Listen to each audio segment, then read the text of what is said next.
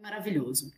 Muito bem, gente. Então, agora, eu gostaria de passar para aquilo que o Black Philanthropy Month, né, nos provocou a fazer, que eles chamam Call to Action, que a gente está chamando de chamada para ação.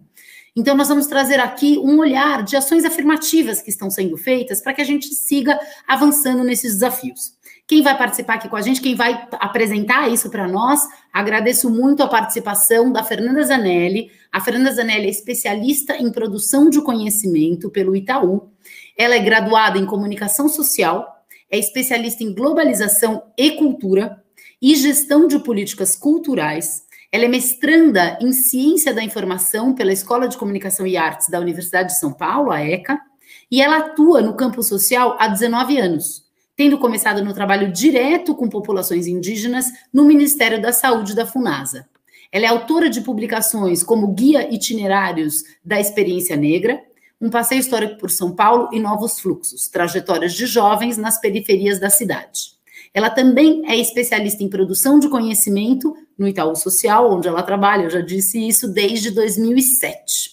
Então, a Fernanda vai trazer para a gente, vai anunciar para a gente, vai trazer para a gente o olhar do lançamento da plataforma feita pelo grupo da RT de Equidade Racial do GIF e o mapa de iniciativas da Filantropia pela Equidade Racial.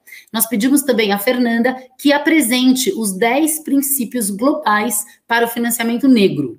E convidamos os participantes a assinarem esse compromisso. Esse compromisso dos 10 princípios globais, ele foi elaborado pelo pessoal do Black Philanthropy Month e nós traduzimos para o Brasil. E traduzimos para que a gente possa convidar vocês e que a gente assine mais um compromisso para que a gente avance cada vez mais nessa agenda tão fundamental para o desenvolvimento do nosso país e para toda a justiça social, que é pela qual trabalhamos tanto.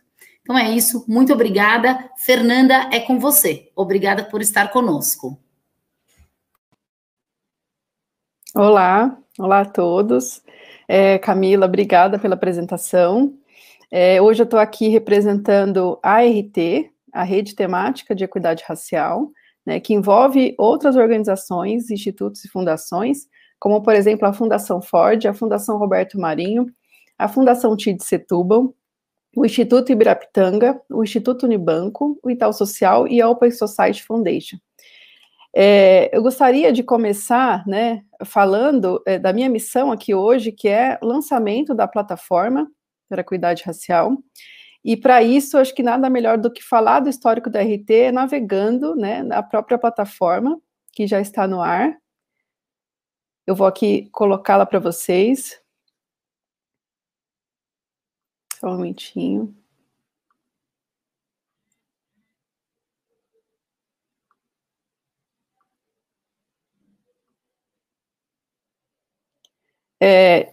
Todo mundo está vendo aí? Acho que já está aparecendo para vocês, certo? Bom, a RT de Equidade Racial, ela foi lançada em 2020, em julho de 2020, com o propósito de colocar foco na questão, né, que é tão importante para a gente, mas apesar da gente ter lançado ela em 2020, na verdade, esse foi um legado que começou em 2019, na série do Investimento Social Privado por Equidade Racial, que gerou uma série de materiais, inclusive uma publicação que já está no site do GIF, e que foi também o subsídio para a criação dessa aba, que é o Caminhos para a Atuação. O Caminhos para a Atuação, que eu vou apresentar aqui para vocês, é um material muito norteador para institutos e fundações que estão começando a atuar nessa agenda, no sentido de que ele traz estratégias, traz iniciativas e é bastante completa. Eu vou mostrar aqui para vocês. Mas antes disso, falar, né, que desde então 2019 a RT tem se debruçado sobre essa questão.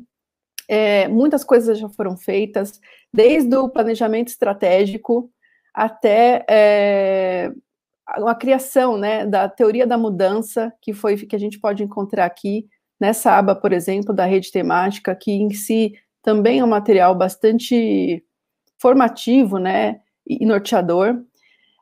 Uma série de oficinas estão sendo feitas com o apoio do CERT, parceria do CERT, uma organização que é referência nesse campo. Então, para além das instituições que estão na RT, assim, é importante frisar que esse é um movimento que envolve muitas instituições, que atuam na conjugação de vários movimentos importantes e referências no campo. E o lançamento dessa plataforma, de alguma forma, ela sintetiza todo esse esforço que a gente tem feito aí ao longo do tempo. Então, acho que começar falando, né, que chover no molhado, porque, na verdade, isso já foi bastante dito, mas olhar para a questão racial, ela é crucial, ela é central, né, pensar sobre racismo estrutural, e quando a gente não olha para isso, a gente reforça desigualdades, né? Então, da mesma forma que agir sobre essa agenda, a gente está falando sobre o agir em todas as outras agendas, quando a gente ignora, né, a questão racial, a gente também acaba reforçando desigualdades. E o que a gente nota é que no próprio campo de investimento social privado, e esses são dados que a gente vai passar aqui no chamado para ação, ainda é muito tímida, né, a presença da temática racial nos programas e na composição das lideranças e das equipes. Isso faz com que a gente, já dentro de casa, no próprio campo de investimento social privado, se provoque a avançar nessa agenda, né? Então, esse é o grande, na verdade, assim, é o grande chamado da rede temática, que é conseguir avançar nisso e trazer tanto ações da porta para dentro, né, pensar na composição das equipes mais diversas, como da porta para fora, que é a atuação nos próprios programas. A RT, ela vem para colocar o poder político, econômico, social dos investidores a favor dessa pauta. É importante também dizer que as estratégias de atuação da rede desde identificar, organizar e comunicar essas experiências para que elas, de fato, consigam engajar novos atores, engajar e sustentar, né, novos atores nessa pauta que a gente está conversando e que é tão importante e que precisa ser estrutural. Os esforços dessa rede, elas se somam a outros, por exemplo, a Década Internacional de Afrodescendentes da ONU, a Agenda 2030 e o próprio movimento que a gente está aqui hoje e que faz 10 anos, do Black Philanthropy Month. Então, é só para dizer também que a gente está em consonância aí com outras frentes e outros movimentos nacionais e globais. Então, entrando aqui já na aba do Caminhos para a Atuação, é bem importante e estratégica essa aba, porque ela mostra muito aqui quais são os eixos estratégicos para a gente conseguir implementar ações com esse foco. É bem interessante porque muitas coisas que foram ditas aqui pelos nossos palestrantes e debatedores estão em convergência com esses 8 eixos estratégicos, né?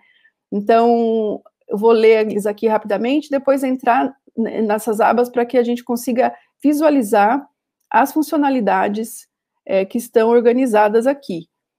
Então, por exemplo, a gente entra no primeiro eixo estratégico, que é o fortalecimento de iniciativas promovidas por organizações negras ou lideradas por pessoas negras. Isso foi um tema bastante debatido aqui, né? E quando a gente pensa em como fazer avançar, a gente tem aqui 4 estratégias que já nos dão um norte, né? E essas estratégias são desde o mapeamento de organizações nos territórios abrangidos, até a definição de linhas de apoio financeiro, financiamento de iniciativas lideradas por organizações ou pessoas negras e apoio técnico a essas iniciativas. Uma questão de funcionalidade, né? Quando a gente clica aqui nesses links, âncoras, a gente já consegue ir direto para onde essa aba está sendo desdobrada aqui. Então, a gente consegue ir desde o macro, que são as estratégias de ação, até uma ação mais pormenorizada, né, das ações específicas. E é interessante a gente pensar que em todos esses eixos a gente culmina em iniciativas que estão aqui e que dão exemplos concretos de como isso pode ser feito no campo. Essa é uma outra aba, né, que eu vou apresentar sobre as iniciativas, mas é importante a gente pensar que tem esse fluxo, né? A gente consegue ver isso de uma forma bem global. Então, comentando sobre essas estratégias, né, a importância da gente ter, por exemplo, o apoio técnico a iniciativas junto com o financiamento. Acho que a gente falou bastante sobre isso, né? O quanto é importante a gente, além de garantir recursos, garantir assessoria, garantir formação, muitas vezes as organizações precisam escolher entre aportar recursos no atendimento direto, aportar recursos na emergência ou formar suas equipes. E por conta da precarização desse cenário, muitas vezes essa escolha é difícil. Então, quando a gente já tem a assessoria ou apoio técnico de largada, isso faz muita diferença para a qualificação das ações, né? Então, estou chamando a atenção aqui para esses pontos, porque são bem importantes. E quando a gente tem um botão aqui de voltar, né? A gente volta aqui para os eixos estratégicos. A gente pode entrar aqui no fortalecimento das lideranças negras. Aí, por exemplo, a gente tem outras duas frentes estratégicas importantes, que é o reconhecimento da atuação de lideranças políticas e comunitárias e, por outro lado, o investimento em desenvolvimento de novas lideranças. Então, como a gente consegue reconhecer, premiar, promover pessoas que já estão fazendo esse trabalho e como a gente cria um fluxo para que novas lideranças tenham oportunidade, né, de começar a se desenvolver. E aí a gente tem aqui, de novo, esse desdobramento, várias iniciativas aqui catalogadas que estão na outra aba, mas que a gente já pode ir clicando, né, e conseguir entender como isso se concretiza na ponta. A gente entra aqui no fomento ao empreendedorismo negro, outro eixo estratégico, onde a gente tem, eu acho esse primeiro bem interessante, que é a criação ou fomento de hubs para empreendedorismo de jovens negros. Quando a gente fala sobre isso, a gente está falando de criação de uma ambiência de troca, né? Uma ambiência efervescente, e é bem importante que a gente pense nisso também, né? Além do apoio técnico, a criação de linhas de crédito e formações específicas, a gente ter um hub, a gente tem um polo de desenvolvimento e de troca entre pares. Eu acho que a gente esse é um dos papéis, né, do investimento social privado no fomento ao empreendedorismo negro. Estou aqui passando para vocês, para o próximo eixo que eu considero importante para colocar luz também numa outra questão, né? Quando a gente pensa em equidade racial no campo educacional, a gente está falando que a pauta da equidade, ela precisa ser em todas as nossas ações. Então, não é só na ação específica para a temática racial, que ela é importante e precisa ser feita, mas em todas as ações, no campo da educação, no campo da cultura, a gente precisa ter um olhar para a equidade, né? A gente precisa abrir esses dados por recorte racial. Essa lente, ela é transversal, né? E é isso, eu acho que é um foco importante para a gente não perder de vista, que em todas as nossas ações de fomento, enfim, a gente tem que ter esse hábito, né, de abrir esses dados e checar o quanto essas desigualdades estão presentes e o que a gente pode fazer para avançar.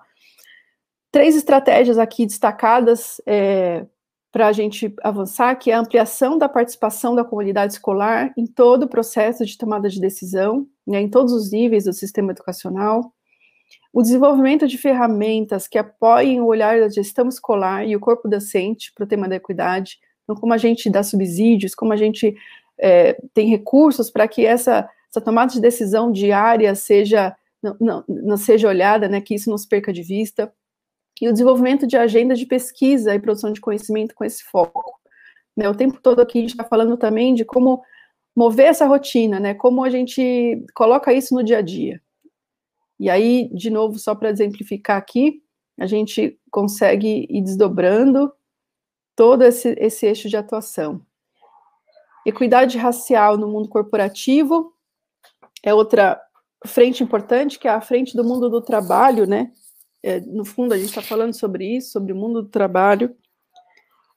Então, a gente tem aqui programas que preparam pessoas negras para o mercado de trabalho, o mapeamento e a sistematização e a disseminação dessas boas práticas. Então, quando a gente imagina, né, que ainda tem muito caminho a ser feito, por outro lado, coisas têm sido feitas e é muito importante a gente mapear, sistematizar e se inspirar nessas boas práticas, né, de equidade racial no mundo do trabalho e no mundo corporativo. Então, é aqui a criação e disseminação de ferramentas que ajudem as empresas a olharem para as questões raciais. Esse é outro eixo estratégico que o investimento social privado pode atuar nesse campo. E conhecimento, posicionamento público é a disputa da sociedade que precisa acontecer sempre, né? Então, o quanto é importante a gente fomentar a produção de conhecimento, a gente fomentar instituições e espaços que fazem isso, né? Quando a gente faz o desenvolvimento institucional de organizações que atuam nessa pauta, a gente também está contribuindo para o conhecimento e posicionamento público, e a adoção do posicionamento público institucional da nossa própria instituição, né? Colocar, verbalizar isso, mencionar isso, colocar isso como foco importante para o trabalho, para que outras organizações também se engajem. Esse último e bem importante é o práticas institucionais de equidade racial no próprio eixo das organizações do investimento social privado. Eu considero essa aba, assim, uma das mais estratégicas, porque a gente precisa fazer a lição de casa dentro de casa, né, da porta para dentro também. E aqui, mais do que estratégias, a gente tem quase que um passo a passo mesmo de coisas a serem feitas para quem está no início dessa trajetória, tateando caminhos para conseguir avançar nessa transformação de mecanismos institucionais, né? Então, a gente pode pensar que desde a realização de um diagnóstico interno, que é um passo importante, até a sensibilização dos gestores, com benchmarks a partir de outras experiências, cases internacionais, nacionais, oficinas e workshops, formação interna sobre racismo institucional, quer dizer, ampliar o sentido dessa pauta, o que as pessoas entendem por isso, colocar as pessoas no mesmo barco, né? Rever os valores, políticas e práticas institucionais. A gente está falando aqui de olhar como uma lupa para todos os nossos processos, para todos, dentro dos dispositivos mesmo, como que esse mecanismo se coloca e a gente consegue enxergar a forma onde ele reforça ou não as disparidades, né? Implementar políticas de contratação de pessoas negras em todos os níveis hierárquicos e reconhecer também as pessoas que já estão nesse caminho, né? Dar oportunidade para o crescimento e renovação de quadros. Revisão de mecanismos institucionais, então repensar os dispositivos internos, desde manuais, vocabulário, espaço de convivência, cadeia de fornecedores. A gente tratou muito disso, né? A Adriana, acho que trouxe de forma muito feliz, né? O quanto é o entrave para que a própria cadeia de fornecedores seja diversificada, né? Existe aí toda uma gama de documentos, certidões, e que às vezes separa coletivos, iniciativas que estão lá na periferia, que já estão fazendo, de serem, por exemplo, parceiras ou mesmo fornecedoras do próprio INSP, né, do próprio investimento social privado, e que muitas vezes não conseguem fazer isso por conta dessas barreiras. Como a gente mergulha sobre isso, como a gente promove essa ponte? Eu acho que essa é uma pauta, assim, urgente, né? E definir indicadores para olhar o tema periodicamente, quer dizer, isso precisa ser contínuo, não basta a gente fazer isso de forma pontual. Acho que esse é um recado também que foi dado aí durante todos os painéis. Esse, então, são os campos de atuação. Aqui a gente tem iniciativas, né? A gente clicando aqui, a gente vai encontrar 24 iniciativas desenvolvidas pelo investimento social privado, apoiadas e possíveis de serem apoiadas pelo campo. Essas 24 iniciativas, elas são frutos de um levantamento, de um mapeamento grande, e não se esgota por aí. A ideia é que esse material seja sempre enriquecido.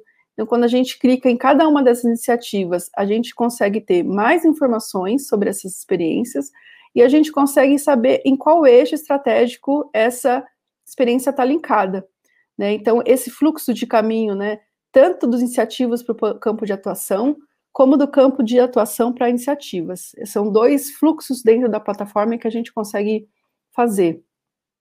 E antes de ir para a chamada para ação em si, queria só mostrar aqui também uma outra aba, que é a de conteúdos, onde a gente tem uma biblioteca multimídia, tanto de publicações, né, a gente tem e-books, a gente tem pesquisas, a gente tem conteúdo editorial muito rico, e a gente também tem aqui do outro lado os vídeos e podcasts, que felizmente a gente tem cada vez mais materiais, né, para se inspirar, para trabalhar em cima, e esses materiais estão todos aqui nesse arcabouço dos conteúdos e referências. E aí a gente chega aqui no chamado para ação. Eu acho que mais importante de tudo, né, a gente conseguir fazer, implementar ações concretas, e para isso a RT, né, a Rede Temática para a Equidade Racial, está trabalhando na construção de metas para o setor a partir do Censo GIF 2020. O Censo GIF 2020 ainda não foi lançado, então a gente ainda não tem essas metas, mas a ideia é que elas estejam aqui logo mais. Mas ainda que a gente não tenha o Censo GIF 2020, a gente tem os dados históricos aqui, né, do Censo de 2016 e 2018, e ele já dá um quadro para a gente sobre a situação que está muito aquém, né, de um cenário onde a equidade existe de fato. Então, quando a gente olha aqui para esses dados, né, só a gente consegue visualizar que, apesar de ter tido um crescimento, né, entre 2016 e 2018, a gente teve um crescimento de 11 pontos percentuais aí no número peraí, só um momentinho, de conselheiros, né, no número de conselheiros de diferentes cores, a gente ainda tem uma disparidade muito grande. A gente está falando de 58% de brancos contra 31% de não brancos, né? Então, isso ainda é muito desigual. A mesma coisa aqui de institutos e fundações, né? Quando a gente pensa na soma de pretos e pardos, em 2018, a gente chega aí a 27% desses dados contra 89% de brancos, né? É uma disparidade muito grande. A gente tem quase 90% de brancos contra 27% a soma entre pretos e pardos no detalhamento da composição racial do Conselho Deliberativo, né? Quando a gente pensa em Conselho Deliberativo, a gente pensa em instâncias de tomada de decisão e de poder, né? Então, quanto é importante ter pessoas negras, mais pessoas negras compondo esses conselhos deliberativos.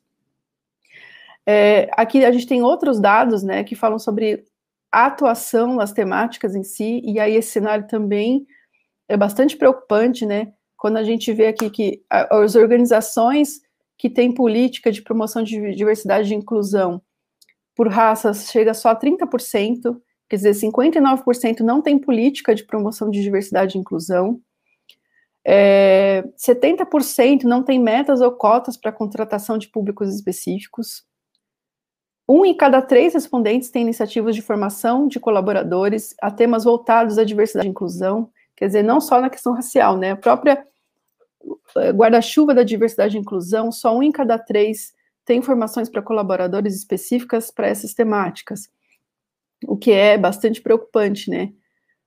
Esse dado aqui eu acho que é um dos mais estarrecedores. 10% das organizações focalizam a população negra em seus projetos ou programas, e esse percentual cai para 2% se forem consideradas organizações que têm isso como foco prioritário. Pensando que os respondentes do Censo GIF, acho que são 116, a gente vê que esses 2% é praticamente nada, né? É muito pouco, e se desdobra nesse outro dado aqui, que são 86% dos respondentes não têm projetos ou programas com foco em raça. Então, com base nesses dados, a gente vê a situação do próprio investimento social privado e o quanto é urgente a gente decantar isso em metas, em um norte de ação, para que a gente consiga começar projetos perenes e estruturais, né? E aqui eu acho que tem mensagens chaves que vieram do próprio Congresso GIF e que sintetizam, resumem muitas coisas que a gente falou até aqui. Antes de entrar nessas reflexões, que eu acho que são bem potentes, eu estou aqui com a tarefa de puxar a enquete, né? Queria ver com o pessoal se a gente já está nesse momento aqui de falar sobre a enquete, ou se não, e também apresentar aqui para vocês os princípios, né? Então, começar agora falando dos princípios, e depois a gente passa aí para a última enquete do dia, né? Os princípios, os 10 princípios globais, né, para o financiamento negro. A gente tem aqui metas públicas, transparentes e anuais para o financiamento negro de impacto. A gente acabou de falar sobre a necessidade, né, das metas. O financiamento de longo prazo e plurianual. Lembrar-se das pequenas e médias empresas e startups negras, quer dizer, não estamos falando só das grandes iniciativas, mas também lembrar, né, das médias e pequenas. Isso foi bastante colocado aí pelos painelistas.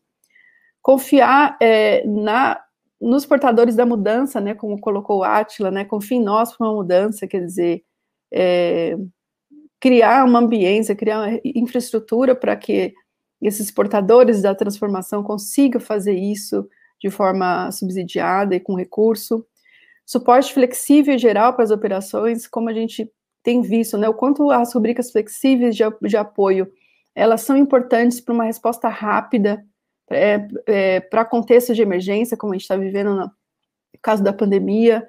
Então, quanto esse aumento da autonomia de quem recebe os recursos é importante para esse tipo de resposta também ser mais ágil e mais condizente com a leitura dos equipamentos, dos territórios, né, pelos equipamentos sociais e culturais.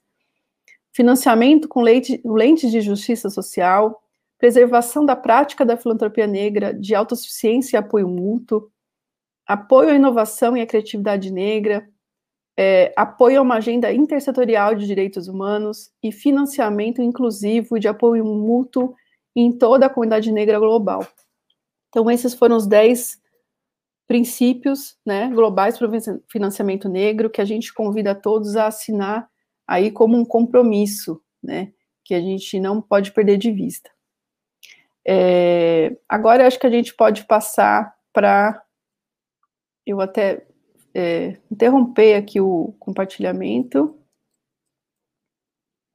A gente pode passar para a enquete, né? Vamos lá. Então, a gente tem pensado o quanto é importante a gente tratar de todos esses temas a partir de metas, a partir de análise de dados, e a enquete tem a ver com isso, né? Então, quando a gente olha, costumamos dizer que as pessoas medem o que é mais importante para elas, porém a gente não tem um índice sobre equidade racial no financiamento que nos ajude a definir indicadores claros, que permita quantificar e rastrear esse progresso em instituições de financiamento, regiões e país, incluindo filantropia e investimento. Quer dizer, a gente ainda não tem parâmetros e balizas para conseguir acompanhar o avanço dessa pauta nas organizações. E aí a pergunta 1 é: você acha que um índice de equidade racial que possa quantificar, padronizar e rastrear a equidade de maneira contínua em diferentes regiões e setores ajudaria a acelerar a equidade racial no investimento? Essa é a primeira pergunta. A segunda pergunta fala sobre: você acha que um programa de premiação, como um prêmio global pela equidade racial no investimento, motivaria investidores a assinar o compromisso pela igualdade do financiamento negro e implementar os seus princípios? Quer dizer, quanto estratégia de premiação e reconhecimento também coloca a luz nessa pauta? Você acredita que isso é benéfico para essa agenda? Então, essas duas perguntas estão aí na enquete. A gente vai ter aí o momento da enquete agora.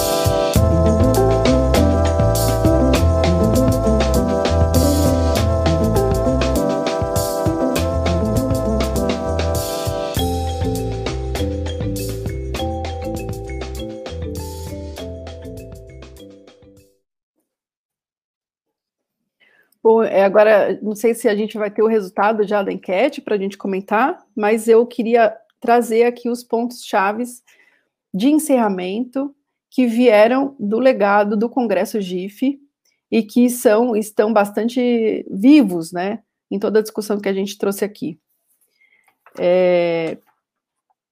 Então, a gente falou o tempo todo aqui que a agenda da equidade racial precisa ser contínua, com foco na transformação antirracista e institucional. Então, a gente precisa ter essa agenda de forma perene, e a gente precisa olhar para o que é estrutural, para o que é institucional. Então, isso foi uma coisa que a gente bateu bastante na tecla, que já tinha surgido, inclusive, no próprio Congresso. Então, a gente tem aqui a estratégia de ampliação de fomento às organizações, movimentos empreendedores atuantes na temática negra ou liderada por pessoas negras é essencial. Não existe avanço da pauta sem espaços que dão concretude a isso nos territórios, né? Então, não há caminho que não seja por esse fomento, por esse investimento também de quem está nos territórios. E aí eu só queria trazer um dado que eu acho que se articula com isso, que é, no último censo GIF, só 30% dos investidores disseram aportar recursos para o desenvolvimento institucional de organizações sociais de base. Então, isso é um dado de que a gente sabe da fragilidade que as organizações têm em relação a esses aportes, e isso é um dado do setor como um todo, do campo da sociedade civil. Então, quando a gente pensa nas organizações com foco na temática racial, diante dos dados que a gente acabou de ver, esse cenário é ainda mais desafiador, né? Então, o quanto essa frente é bastante estratégica. A outra coisa é a frente de fortalecimento de lideranças negras, de pessoas físicas, né? O quanto é importante renovar quadros, criar mecanismos de contratação, de promoção, que essas pessoas estejam em cargos de tomada de decisão, gestão de pessoas, que essas pessoas estejam, de fato, imbuídas de um poder de decisão, né, dentro das organizações. Então, outro dado que fala sobre os trabalhadores, né, é a própria pesquisa do IPEA de 2018, que já apontava para a gente que no campo da sociedade civil, 83% das organizações, quer dizer, a maioria, não tem vínculos empregatícios formais com seus trabalhadores. Quer dizer, um campo que deveria ser exemplar na questão, né, do trabalho com condições, né, de não precarização do trabalho, e essa é a condição. Se a gente olha para o percentual de ocupados do campo da sociedade civil, né, considerando todas as organizações, a gente tem 63% de brancos contra 37% de pessoas negras com vínculos formais de trabalho. Então, isso tudo também passa por essa agenda, né, da gente atuar para a não precarização do trabalho com foco na questão racial. É necessário o advocacy pelo auxílio emergencial, programas e projetos com foco em emprego e renda que tenham focalização racial. A gente tem visto na pandemia quem é a população mais atingida no desemprego, quem é a população que mais morre e é mais afetada, inclusive com escolas fechadas a longo prazo. Então, a gente advogar pelo auxílio emergencial e programas e projetos é bastante importante, né? A gente não perder de vista esse dado de realidade que é imediato. Educação e cultura como instrumentos para disputar o imaginário político, simbólico, social, para o enfrentamento do autoritarismo, do racismo e do apagamento da memória negra. A gente falou bastante aqui hoje, né, sobre essa questão histórica, né? Eu falo aqui da cidade de São Paulo que é uma cidade que desde o início, né, do início do século XX, no bojo da República, já construía, né, o seu ideal de modernização baseado no apagamento da memória negra, a despeito de tantas instituições, irmandades, órgãos de imprensa negra estarem vivos e atuantes e nessa luta, né? Então, apesar desses espaços existirem, e a gente falou um pouco sobre isso na parte da manhã, da parte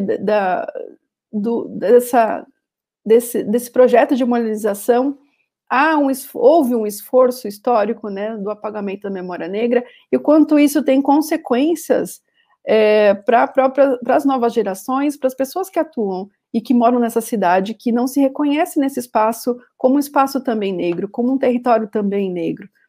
Então, como é importante a gente disputar a memória, né? Esse é um ponto que tem bastante articulação, tanto com a educação quanto com a cultura. E a juventude negra, ela é um recorte da população extremamente afetada no contexto da pandemia e que demanda esforços específicos. Trazendo um outro dado aqui, na última pesquisa do Datafolha com famílias brasileiras, a pesquisa liderada pelo Itaú Social, Fundação Lema e Imagine Futures, a gente viu que em maio de 2021 já chegava a 40% o grupo de estudantes que manifestavam possibilidade de evadir da escola. Esse nível sobe para 43% quando a gente faz o recorte só da população negra, conta 35% de estudantes brancos. Então, a gente já tem um dado aqui que mostra o quanto a população negra também, a juventude negra está mais propícia, os estudantes negros estão mais propícios à evasão.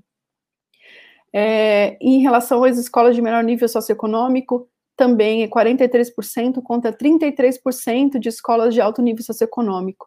Então, é importante a gente articular renda e raça, né, como estruturante aí da desigualdade. Além de renda e raça, a gente pensar em gênero e raça, que é duas vertentes que precisam atuar de forma interseccional e transversal, porque são pautas que se reforçam mutuamente. Práticas internas de governança que precisam ser transformadas, então, desde a contratação de profissionais, até a formação para o tema, e o investimento social privado, pelo caráter que tem, né, o caráter público inerente à sua natureza de atuação, precisa dar esse exemplo. E a pauta antirracista é de todo mundo, eu acho que isso ficou claro, né, em todas as conversas aqui, que a pauta antirracista, ela não é só da população negra, ela também é um dever dos brancos, de todo mundo, para a gente não há avanço sem esse engajamento da sociedade como um todo. E aí tem um outro último ponto que eu gostaria de trazer, que não está aqui nas recomendações, né, que vieram no Congresso, que estão na plataforma, mas que a gente falou bastante, né, sobre a importância de um alargamento do próprio conceito de filantropia, né, quando a gente pensa na produção de conhecimento e na disputa desse conceito. E aí, queria trazer uma frase aqui da Lélia Gonzalez, antropóloga brasileira, que fala um pouco sobre isso. Então, assim, ela diz: estamos cansados de saber que nem na escola, nem nos livros, onde mandam a gente estudar, não se fala da efetiva contribuição das classes populares de mulher, do negro, do índio, na nossa formação histórica e cultural.